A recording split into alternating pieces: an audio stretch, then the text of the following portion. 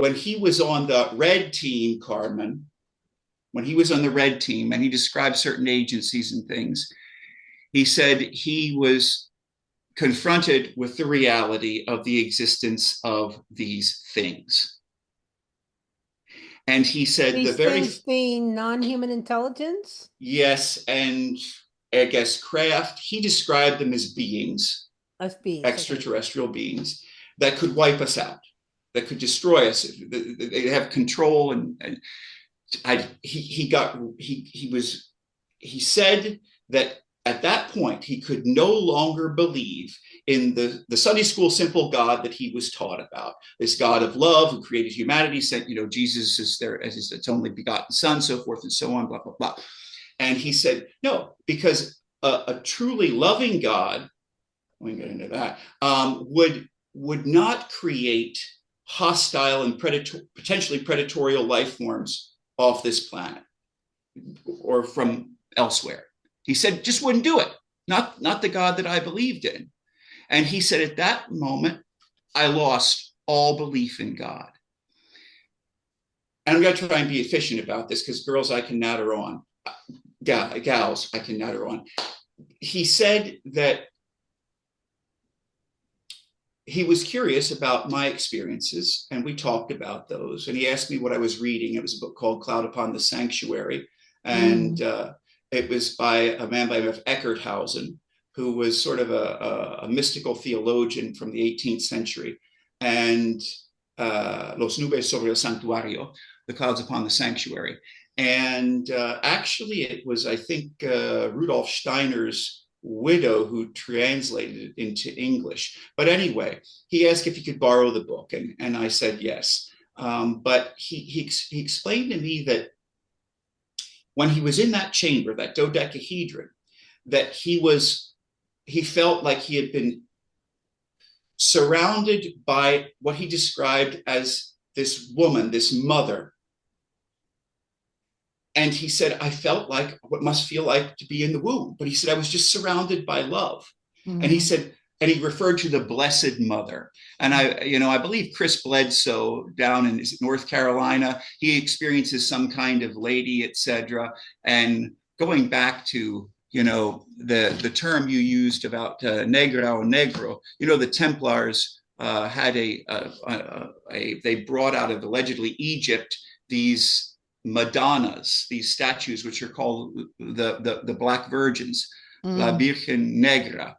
And you can find these throughout Spain. And some people say it's Isis and so forth. But anyway, Colonel Dramesi described this experience as encountering the Blessed Mother. That's what he could describe it as. And he said that changed everything for him. Now, this had just happened like 5 minutes, 10 minutes before.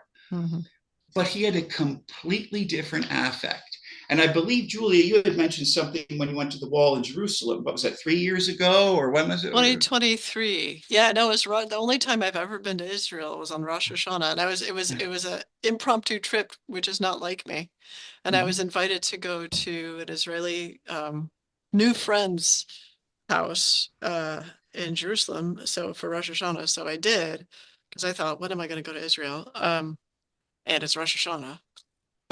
And so on Rosh Hashanah, I woke up on the day of, so after the evening, I woke up early and decided to walk to the Western Wall. Never been there before. I didn't read anything about it. I just followed GPS, which of course you're not supposed to really be doing. But anyway, I followed GPS to get there because it's like in Rosh Hashanah it's like the Shabbat of all Shabbats, right? So, yeah. But anyway, I was like looking at my GPS and I walked inappropriately through like both the men's area and the Arab quarter.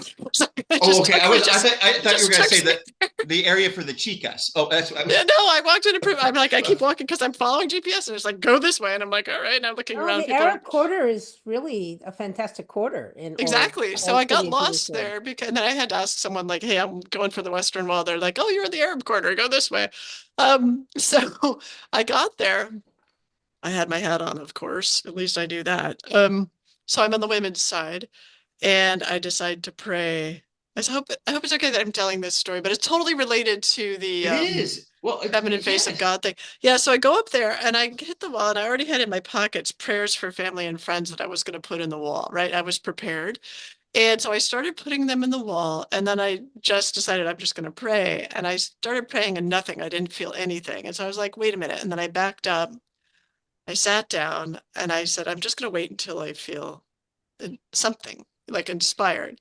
So then I did, and I went back up to the wall and I folded my hat around me. So it was like, it felt like a personal appointment with the wall.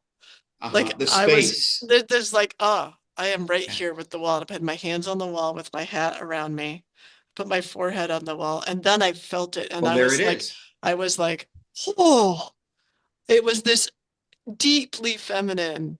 And the Hebrew phrase, uh, Shekinah. that was later. I knew the phrase Shekinah, the Yeah. Hebrew phrase, Kirim, Kirim. Yeah. the wall of the womb. And I didn't know what that meant, but that came to me and I was like, holy shit. And I just started sobbing. And, and it was holy shit. It was, or I thought you said holy shin, but anyway. no, it could have been holy shit. That would have been like, but no, I was like, it was a powerful, Shekinah. it was like a badass, this is Yeah. a Yeah. badass feminine experience. And it was powerful, most powerful experience of my life in terms of meeting with God. And a prayer came into my heart, which is, can I bring this essence into the world of men? Is really what the prayer was. And it came into my heart. Like I didn't say it with my mind. Like my heart was saying, please let me bring this essence into the world of men.